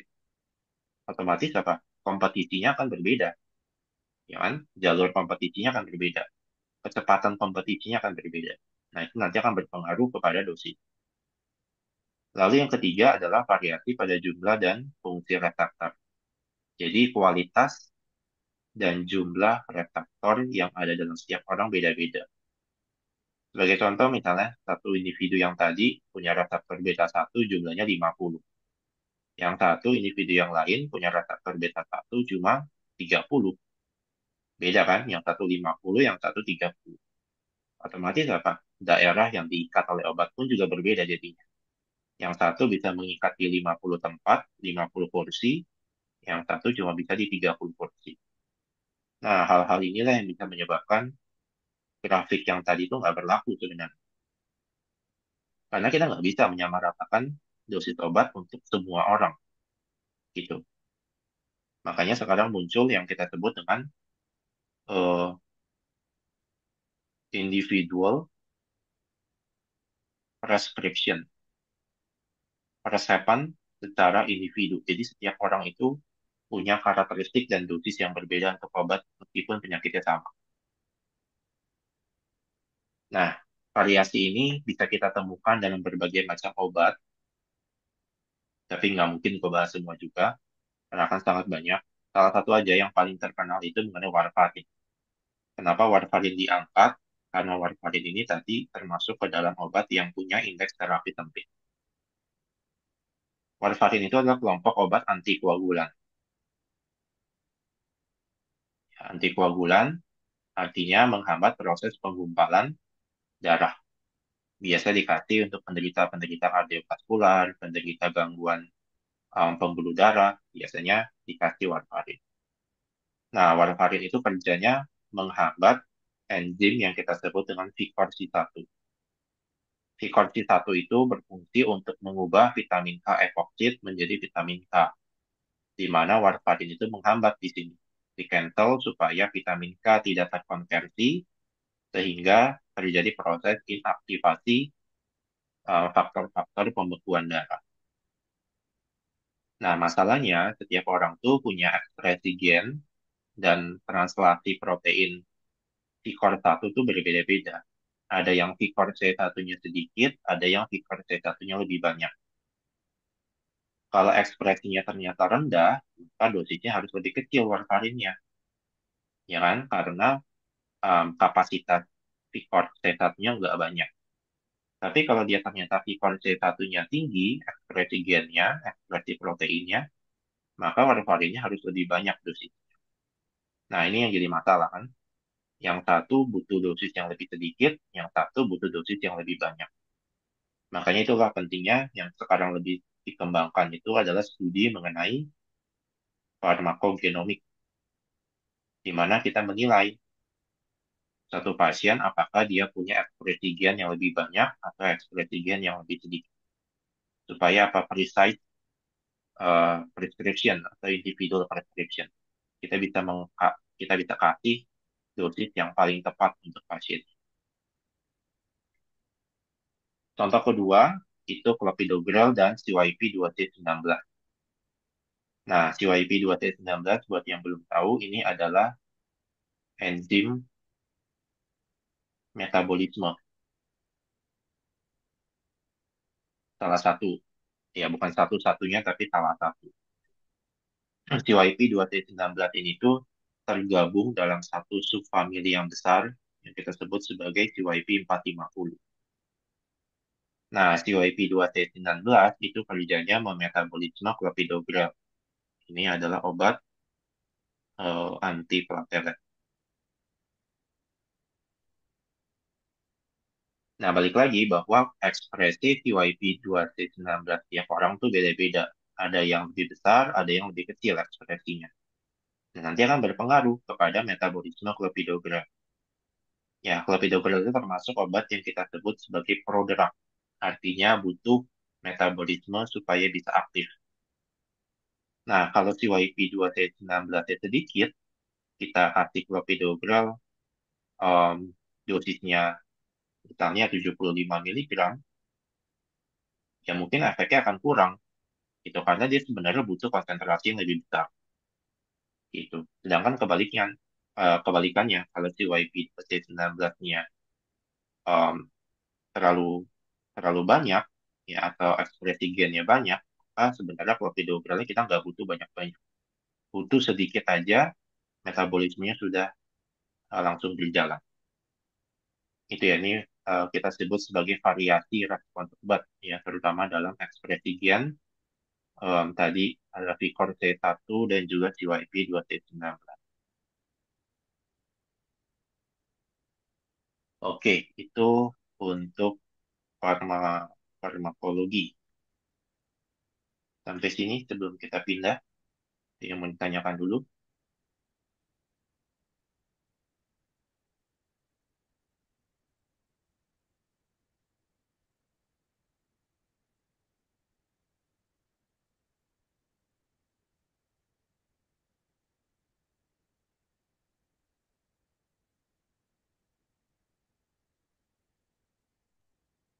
Dia semua nanya yang ini,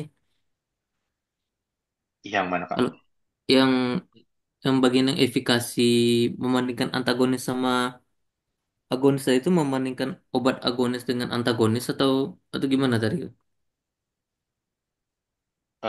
Kalau untuk intinya kalau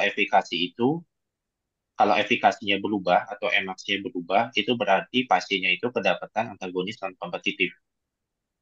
Tapi kalau dia SC50-nya yang bergeser, berarti pasiennya itu kedapatan antagonis yang sifatnya kompetitif. Gitu. Jadi ngelihatnya di Emax sama di SC50-nya. Nah, yang agonisnya ini obat agonis berarti ada obat agonis dikasih juga obat antagonisnya gitu.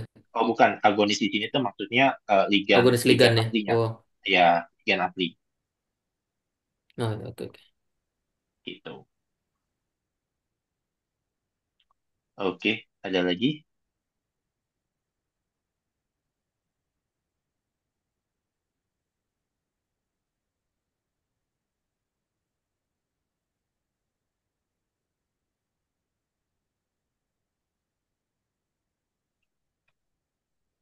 Oke, kalau tidak ada kita pindah. Wait, oh, boleh buka. Bentar.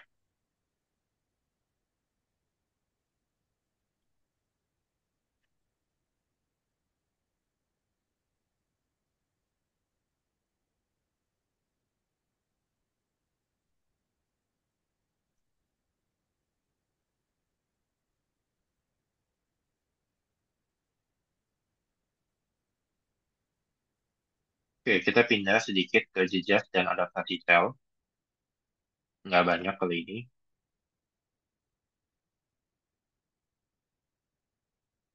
Nah, sebenarnya konsep dasarnya adalah bahwa satu sel itu kan bisa mengalami stres ya, bisa mengalami stres karena faktor dari eksternal ataupun internal dari selnya itu sendiri. Nah, stresnya ini nanti bisa ditanggapi oleh sel itu dalam dua bentuk. Apakah dia bisa beradaptasi terhadap stres yang diberikan, yang kita sebut dengan kemampuan adaptasi, ataupun dia kalau dia tidak bisa beradaptasi berubah menjadi jejak ya, atau cedera sel. Nah, nanti berikutnya jejak sel atau cedera selnya itu bisa yang sifatnya reversible. Kalau dia ringan atau sementara, temporer, bisa balik lagi jadi sel yang normal dan sehat. Tapi kalau dia berat atau progresif terus-menerus, continue, akhirnya menjadi irreversible, jejaknya tidak bisa diperbaiki, berujung kepada kematian. Ya, kematiannya nanti bisa ada dua macam, um, baik apoptosis maupun juga nekrosis. Nah, kita bisa melihat pertama adalah bagaimana satu sel itu bisa mengalami jejak atau mengalami cedera. Jadi setidaknya ada beberapa faktor. Pertama itu adalah faktor kerusakan membran. Kita tahu bahwa sel itu punya membran, tidak hanya membran sel, tapi ada membran mitokondria, ada membran organel-organel yang lain, termasuk membran lisosom. Nah, kalau membrannya rusak, ya, misalnya membran plasmanya rusak, maka terjadi proses masuknya ion, cairan, dan isi selnya itu menjadi hilang, gitu ya, atau keluar semua. Begitupun juga dengan cedera atau kerusakan membran mitokondria, maka akan terjadi pengurangan atau penurunan produksi ATP. Kalau dia di lisosom yang pecah membrannya atau rusak, cedera, menyebabkan keluarnya enzim-enzim yang sifatnya degradasi ya, degradator, seperti enzim proteolitik, ada enzim yang mendegradasi protein, dan lain-lain. Jadi pertama mengenai kerusakan membran. Yang kedua adalah kerusakan DNA dan protein yang dihasilkan. Jadi kalau DNA-nya rusak, kita kemarin sudah belajar di biologi sel ada mekanisme gate control, itu ada P53 dan PRB, akan menginduksi proses apoptosis ataupun juga nekrosis gitu ya. Jadi kalau ada kerusakan DNA, kalau tidak bisa diperbaiki, masuknya apoptosis ataupun juga nekrosis. Nah, berikutnya juga adalah peningkatan ROS atau reaktif oxidative species. Jadi, molekul-molekul yang sifatnya reaktif dan juga em, apa ya bisa merusak membran sel dan organel itu juga bisa menyebabkan terjadinya cedera sel. Nah, production of ROS di sini bisa kita lihat ada superoxide, ada hydrogen peroxide, ada yang juga hydroxyl radical. Nah, sebenarnya sel kita itu punya kapabilitas untuk menetralisir ROS. Ya, karena kita punya SOD, super superdioksi superoksidismutase, atau kita juga punya glutathione ya sebagai antioksidan.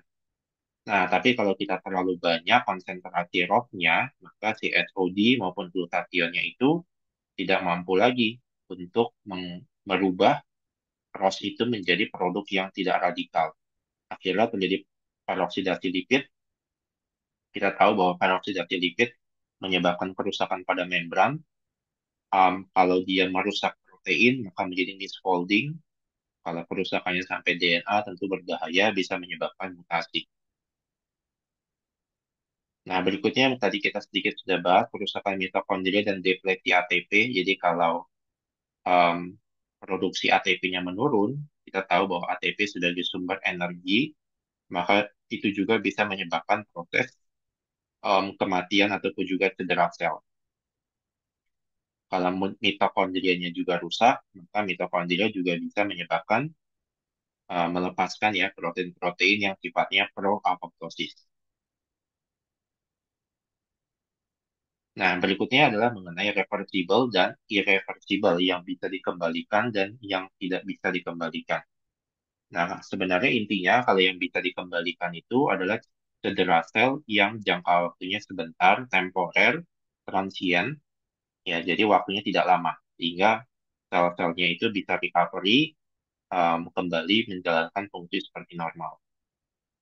Nah, beberapa contoh cedera sel yang bisa direversible atau dikembalikan ke keadaan semula Misalnya kalau selnya bengkak, ya edema selular. Nah, itu kalau stimulusnya kita hilangkan, dia bisa kembali ke keadaan normal.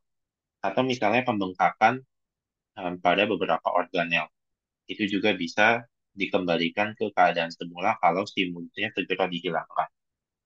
Ya, kerusakan mitokondria pun kalau tidak terlalu lama em, stresornya, maka juga bisa dikembalikan ke keadaan semula. Ya, akumulasi lemak, ya lipid, itu juga bisa dikembalikan ke keadaan normal ya. Sifatnya adalah reversible. Nah, sedangkan kalau yang irreversible atau yang tidak bisa diperbaiki, kemungkinan adalah cedera-cedera sel yang terjadi dalam jangka waktu yang cukup panjang, lalu juga konsisten, persisten, ya terus-menerus terjadi sehingga proses cederanya itu tidak bisa eh, ditoleransi oleh selnya itu sendiri. Sehingga kalau yang sifatnya irreversible, maka outcome-nya ya adalah kematian sel ya. Kematiannya bisa nanti secara apoptosis maupun juga secara nekrosis ya di sini. Irreversible injury.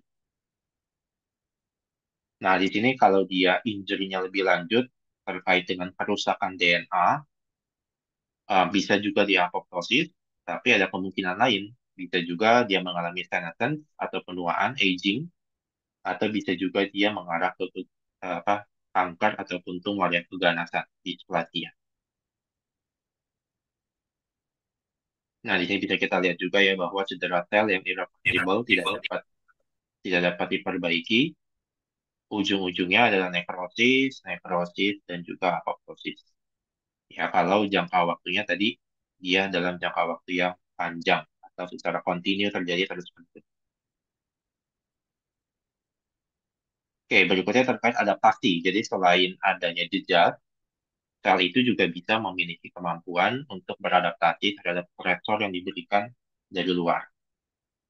Yang pertama itu adalah hipertrofi. Ya, hipertrofi itu adalah adaptasi berupa peningkatan ukuran dari satu sel tersebut. Jadi biasanya stimulannya itu contohnya di sini seperti growth factor ataupun seperti agonis-agonis yang lain bisa menyebabkan peningkatan faktor transkripsi dan meningkatkan ukuran dari sel itu. Paling gampang kita bisa lihat pada orang yang binaraga ya, binaragawan ataupun orang-orang yang berolahraga itu kan terjadi peningkatan massa otot. Nah, itu tidak patologis ya karena um, peningkatan massa otot itu merupakan bagian dari adaptasi sel menyesuaikan diri terhadap stresor atau tekanan yang diberikan. Karena kan angkat beban 10 kilo, 15 kilo, 20 kilo, itu menyebabkan ada stresor di sana yang ditanggapi dalam bentuk hipertrofi. Sehingga apa bisa meningkatkan mechanical performance, ya kalau dalam otot rangka, berarti kita punya kekuatan lebih banyak, tapi kalau dalam kondisi patologis, seperti kalau kita contohkan, kalau kondisi patologis misalnya hipertrofi ventricle kiri. Ya, ini adalah salah satu kondisi patologis pada otot jantung, ya, pada penyakit gagal jantung kongestif atau GJK. Nah, hipertrofi ventricle kiri ini justru merugikan, ya. Kenapa merugikan? Karena tempat pengisian darahnya jadi semakin sempit. Itu semakin kecil karena ketutupan sama otot. Itu ini sehingga menurunkan workload atau kemampuan dari si organ tersebut untuk bekerja. Dia jadi hipertrofi pun juga ada yang sifatnya fisiologis, yang artinya memang badan kita menyesuaikan, atau bisa juga sifatnya adalah patologis, di mana hipertrofinya justru merugikan dari tubuh pasien itu sendiri. Nah, berikutnya adalah adaptasi hiperplasia. Kalau hipertrofi tadi berkaitan dengan ukuran, kalau hiperplasia berkaitan dengan jumlah. Jumlahnya lebih banyak. Ya, sel-sel yang dihasilkan jumlahnya lebih banyak. Nah, hiperplasia pun juga ada dua macam, ada yang patologis dan ada yang fisiologis. Kalau fisiologis, bisa kita lihat salah satu contohnya, misalnya hiperplasia yang sifatnya hormonal. Paling gampang apa? Paling gampang pada ibu menyusui. Ya, pada ibu kehamilan sedang masa gestasi, ya masa laktasi, menyusui dan kehamilan, ukuran kelenjar payudaranya pasti lebih besar. Kenapa? Karena adanya aktivitas hormon estrogen dan progesteron di sana, sehingga meningkatkan pembelahan sel pada area tersebut. Ya, kita sebut sebagai hiperplasia fisiologis bagian hormonal. Atau yang kedua ada juga hiperplasia fisiologis bagian kompensatorik, kompensasi. Misalnya contohnya kita em, transplantasi hati, misalkan setengah, setengah hatinya diambil, organ liver. Nah, dalam jangka waktu tertentu, maka hati itu akan mulai melakukan regenerasi dengan memperbanyak proses replikasi dari sel hatinya. Nah, itu kita sebut sebagai hiperplasia kompensatorik. Dia mengkompensasi ukurannya yang tadinya tinggal setengah, berusaha mengkompensasi supaya bisa terregenerasi dengan baik. Nah, itu adalah hiperplasia fisiologis. Nah, ada juga yang patologis. Kalau patologis biasanya mengarah ke area keganasan. Ya, kalau hiperplasia patologis biasanya nanti ujung-ujungnya ke apa displasia. Contohnya misalnya pada kanker endometrium ya, ya kanker rahim ya, atau endometrium itu terjadi hiperplasia di mana sel-sel di dalam rahimnya itu terlalu sering melakukan proliferasi sehingga mengarah kepada keganasan ataupun ke area kanker. Berikutnya ada atrofi. Nah, atrofi ini adalah kebalikan dari hipertrofi. Kalau hipertrofi ukurannya naik, semakin besar. Kalau atrofi justru kebalikannya, ukurannya semakin kecil. Kenapa bisa kecil? Biasanya terjadi karena em, penyakit degeneratif ataupun juga karena kekurangan stimulus. Ya, contohnya untuk orang-orang yang sudah lansia, biasanya kan terjadi penyusutan ukuran otak, ya kan, yang mengakibatkan penyakit-penyakit misalnya seperti demensia, Alzheimer, Parkinson. Nah, itu penyusutan ukuran otak merupakan salah satu bagian dari atrofi. Ya, biasanya kalau orang sudah lansia, aktivitas berkurang, aktivitas kognitifnya berkurang, kurang dipakai untuk berpikir, dan lain-lain, kira terjadi penyusutan. Begitupun juga pada otot, ya, otot rangka, otot eh, ya otot rangka, otot yang lain pada orang-orang usia pun juga mengalami atrofi, penyusutan. Karena sudah jarang dipakai, ya aktivitas fisik pun juga berkurang, tidak ada stimulan, tidak ada stimulus, akhirnya ukurannya menyusut. Ya, itu kita sebut sebagai atrofi.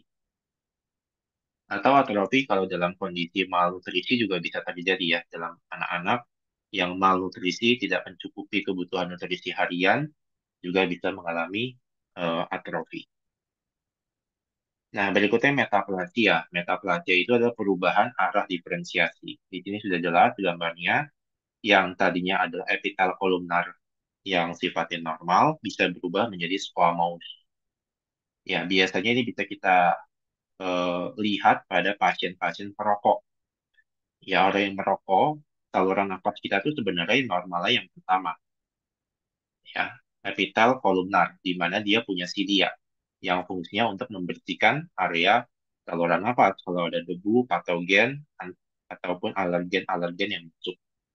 Nah, tapi karena asap rokok yang terus-menerus masuk, maka dia berubah menjadi squamous metaplasia. Kenapa bisa berubah? Karena squamous itu punya daya tahan terhadap asap rokok lebih baik dibandingkan si kolumnar yang kolumnar epitel. Tapi bahayanya squamous itu dia tidak punya silia, sehingga kalau ada alergen, ada patogen masuk tidak bisa ditapu oleh si silianya.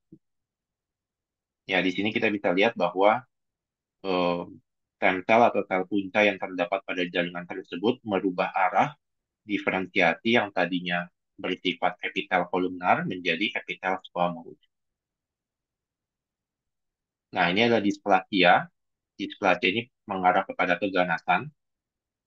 Jadi awalnya itu dari hiperplasia tadi, hiperplasia yang sifatnya patologis, dia bisa berubah menjadi displasia atau kelainan sel yang mengarah kepada keganasan.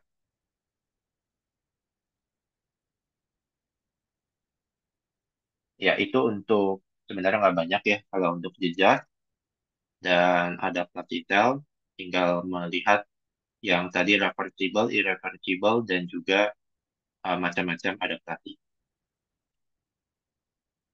Oke, mungkin ada pertanyaan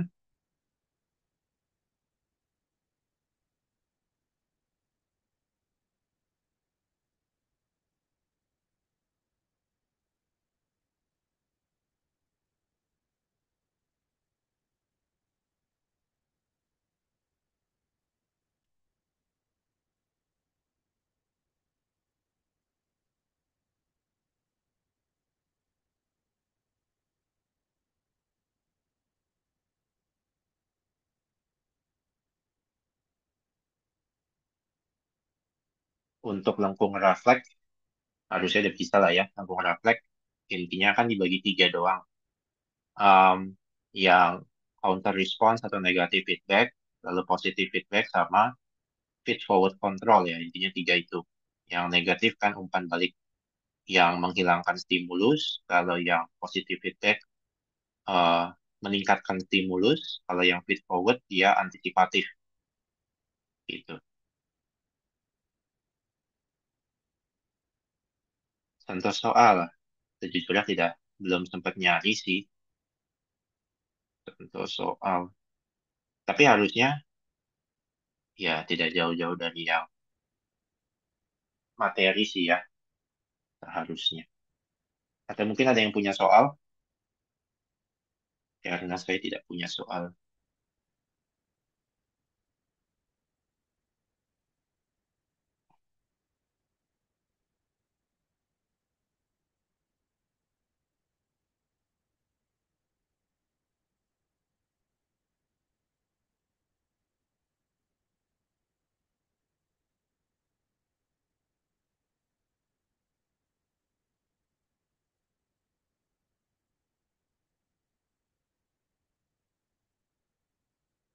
di grup.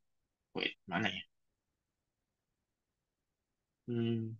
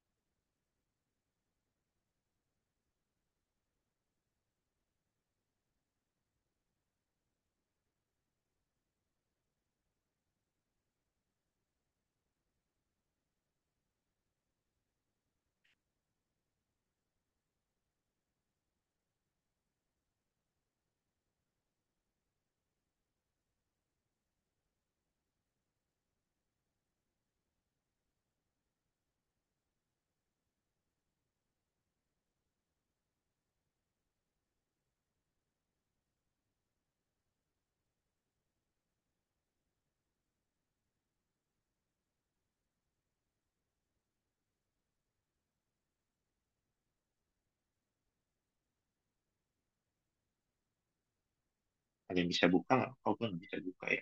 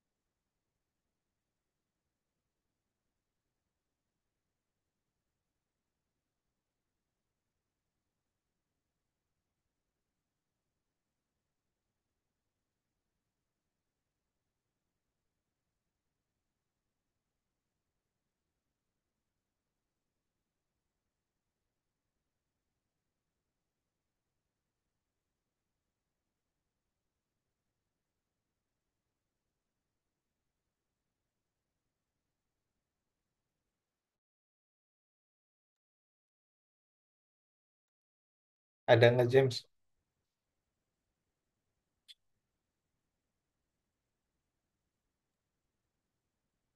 Bentar-bentar, laptop gue error. Oke, oke.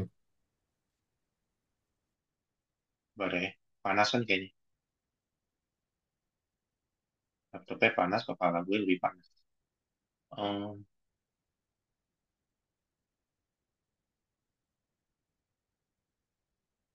oke, semoga masih bisa bertahan.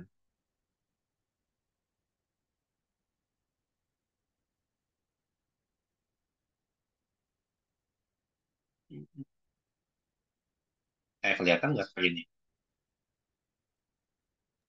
Masuk, masuk. Oke. Oke, nomor satu. Apa nih? Nah, di sini ada grafik A, B, C, D yang ditanya obat mana, which drug studied was the most efficacious. Nah, yang paling punya efikasi paling bagus. Coba kira-kira yang mana?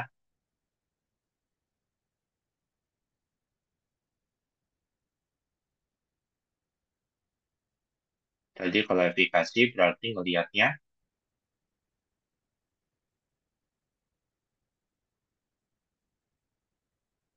apa SC50 apa Emax?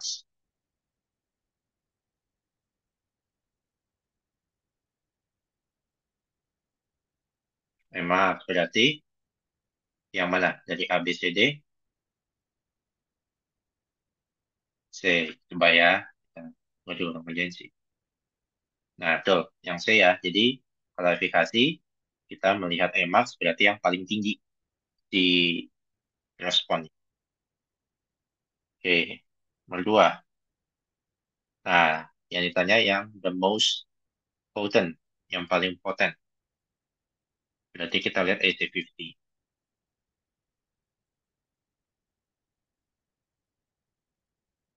Ya, yang A, betul. Right, tiga. Nah, di sini, as a clinical consultant, dia mau use, dikasih tugas of using an in vitro assay to screen 10,000 drug analogs to find the most potent. Nah, biomarkernya apa? Potent. Berarti potensi.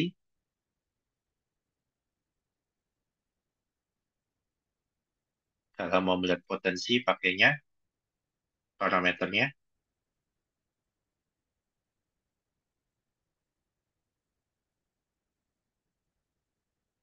Ya, SC50 ya. Karena poten. Kalau efikasi tadi Emax. Oke, di sini. Eh,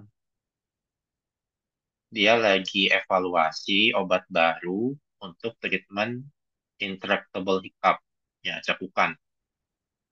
Ternyata, when administered over a wide concentration range, the dose-response relation more defined in test subjects. Nah, dibilang using facial flushing as unwanted side effect nih, di sini nih, facial flushing yang warna biru. What would be the estimated therapeutic index for Ultron?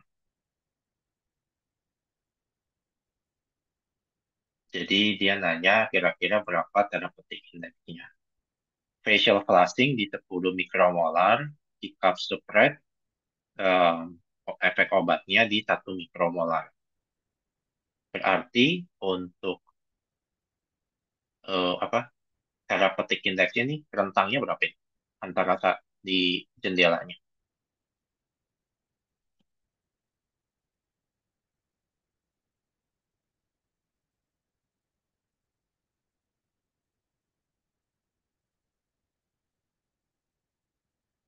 1 mikromolar Hipasupres, 10 facial flushing.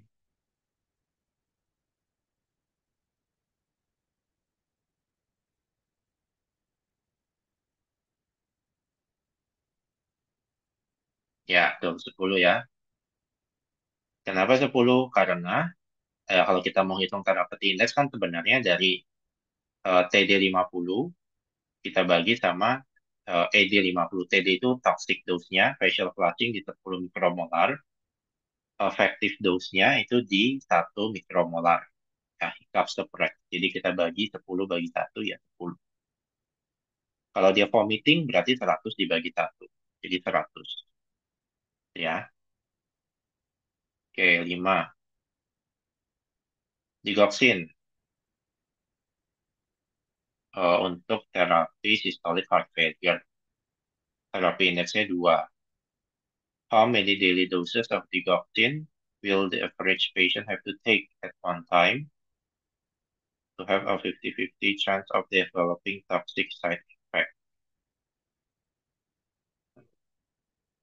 Jadi berapa dosis harian yang harus dikasih ke pasien dalam satu kali untuk ada chance 50 banding 50 antara efikasi dengan efek toksiknya.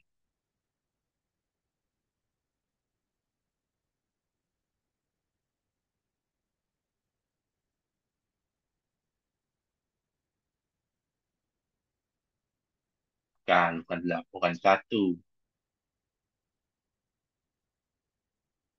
Nih, di sini dia bilang drugs with low therapeutic index seperti digoxin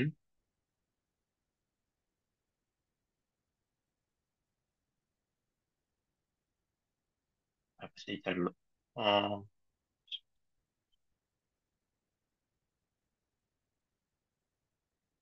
nah, digoxin itu kan termasuk NTI, Narrow Therapeutic Index ya. Kalau yang lain tuh kayak OTC over the counter itu dia punya TI-nya itu 10 atau lebih. Jadi untuk dia chance-nya 50 banding 50, 50-50, sehari 2 kali.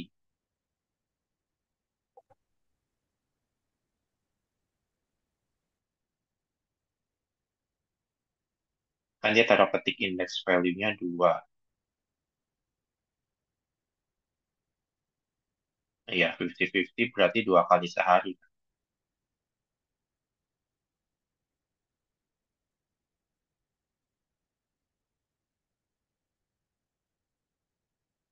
Nah, ini berikutnya. Eh, ben- eh bentar James. Gimana bisa apa? diulang nggak sebelumnya? Kan Maaf. kalau di sini dia bilang penjelasannya tuh kalau yang kontras yang over the counter tuh kayak paracetamol atau yang lain-lain itu TI-nya lebih dari 10, 10 atau lebih. Sedangkan yang digoxin ini kan nilainya 2, jadi kan dia low therapeutic index ya atau NTI yang tadi. Nah, di sini dia tanyanya kan eh, sehari itu harus dikasih berapa kali supaya chance-nya 50 dibanding 50. Nah, di sini kan therapeutic index-nya 2 TI-nya. Berarti eh, pada dia sempit, kalau satu kali kasih, satu kali kasih itu eh,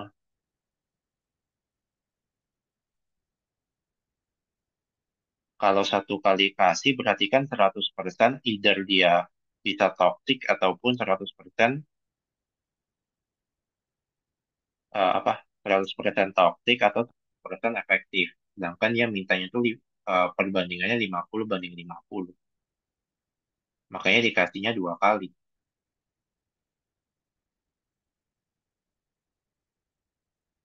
Kayaknya gitu deh. Ini dia nggak ada penjelasan lebih lanjutnya sih. Cuma begini doang.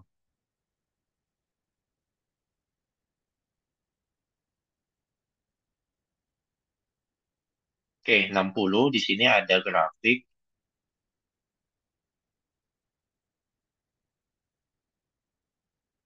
ada A, B, C, dan D. Lalu yang ditanya, oh, in the graph below, which graph display a dose-response relationship consistent with this type of behavior.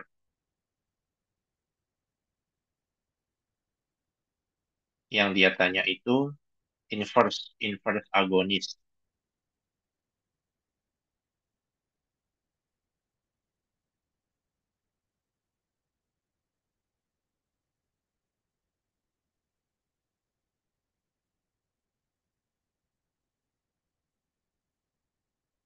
Dia tanyanya inverse agonis di sini.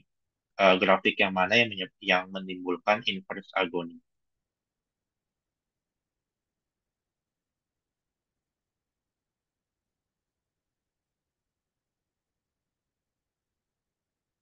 Ya, yang D ya. Jadi kalau yang A ini kan dia 100% nih bagus. Berarti agonis. Oh iya, tadi lupa ya. Agonis itu ada beberapa macam ya. Ada agonis full, ada agonis parsial, sama agonis inverse.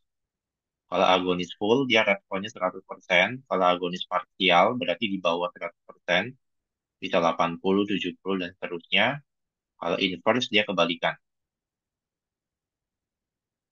Ya, ini berarti yang D tadi ya, inverse dia mintanya. Terus 7. Nah, yang di 7 ini dia tanya parsial. Tidak ketahuan yang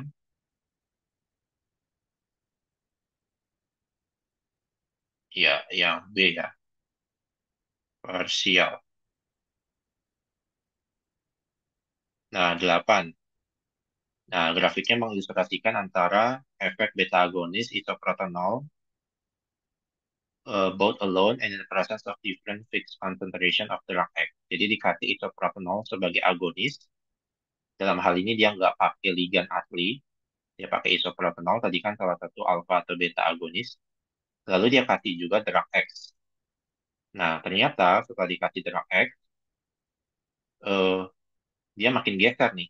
Plus 10 di satu, plus 20 makin geser lagi ke kanan. Berarti kita bisa tebak drug X-nya apa? Beta agonis, kompetitif, irreversible, apa non-kompetitif? Ya, kompetitif, betul. Itu jadi fungsinya tadi ya. Kita jadi bisa tebak obat yang dikasih itu apa. Nah, 9. Ini ada drug X juga, tapi grafiknya dia turun. HT50-nya sama. Berarti,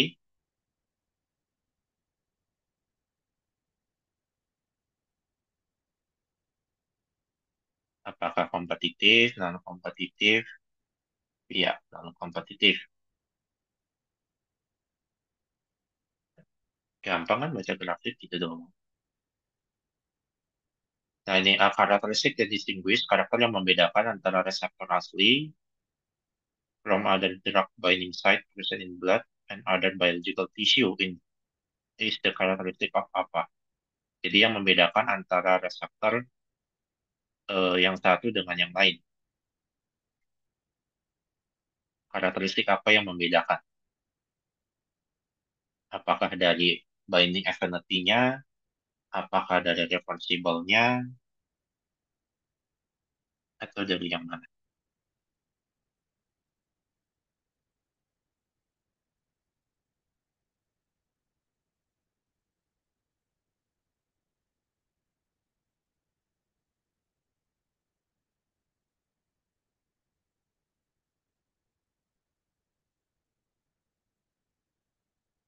Ada yang A, yang lain,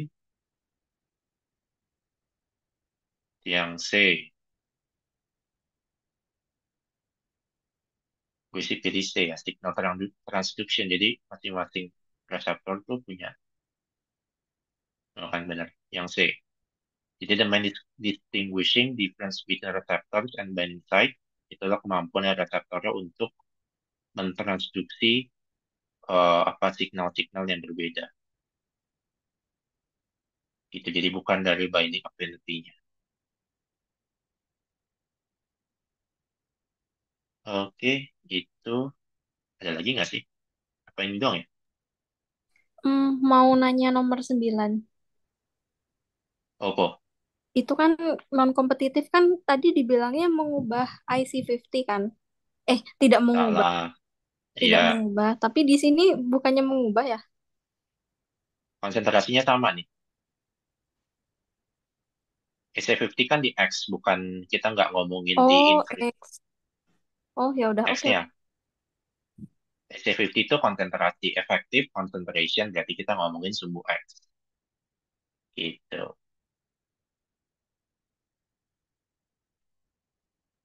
Oke, ada lagi nggak? Apa ini dong ya? Kayaknya udah.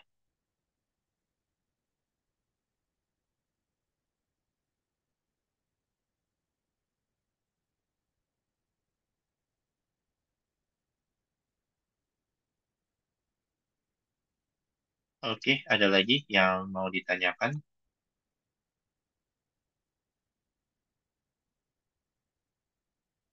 Atau sudah cukup?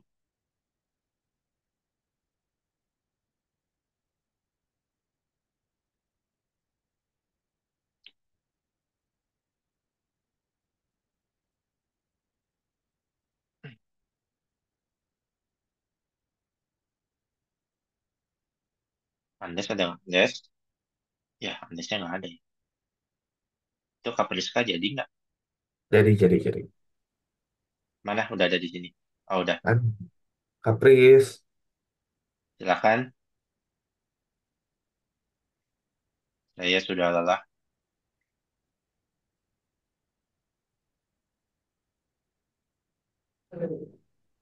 Ya, yang mau muntah-muntah dulu ya. Kita mulai 21.15 gimana, guys? Boleh.